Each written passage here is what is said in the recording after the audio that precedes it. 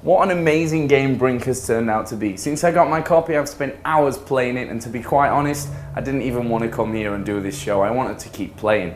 And we've seen some great things over the last 4 episodes, the amazing scenery from within the Ark, the classes that you can play, and of course the great modes available to you in Brink as well. Today we're going to find out my thoughts on the modes, and of course how the esports scene is going to be reacting to Brink. That's what we're going to be coming up with here in the final few minutes of the Brink intro show.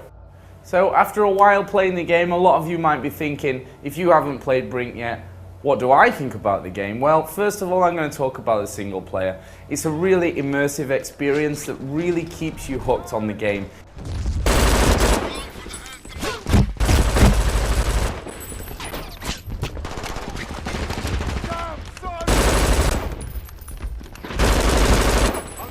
You really feel like you're part of the game, and I think part of that is maybe the smart system as well, but generally it's got a great lifespan. The XP system, which obviously means that the more you play, the more you level, the higher level you get, the more weapons you can unlock, the more cool your character can look, and that's a really great thing for single player, and I think it's a game that will keep you hooked for hours and hours and hours on end. And of course the atmosphere in game is absolutely brilliant, the graphics top notch and very individual as well. You've not seen something with quite the art design of Brink in the past, so I think really a big thumbs up on the single player side of Brink.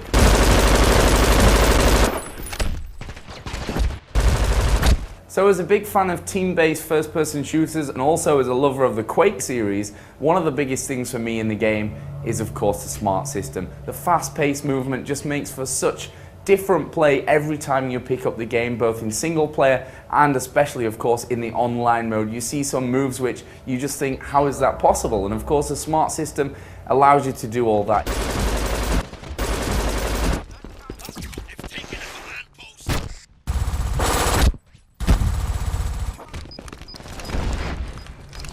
It's easy to learn, but it's going to be hard to master. I can't wait for the next coming weeks and months when we see some videos of those crazy moves.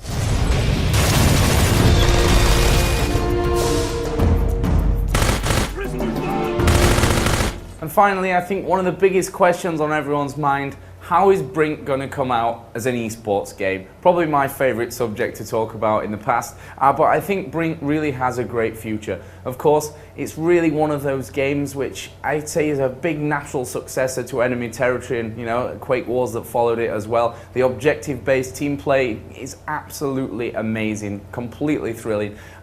We've also got the smart system in there, which I think for esports is an amazing thing. We've all seen those Quake trick jump movies and the amazing movement that we've seen in other games, but I think the smart system really will bring out something that we've not seen before. Such a fast-paced style of game that's surely to make for a great esports game. But last but not least, I think one of the biggest points is, you know, the developers of Brink have already come out and said this is not just a one-title game. They're going to be releasing more content as they go along, which means that as an esports game, Brink's got a long and bright future ahead of it.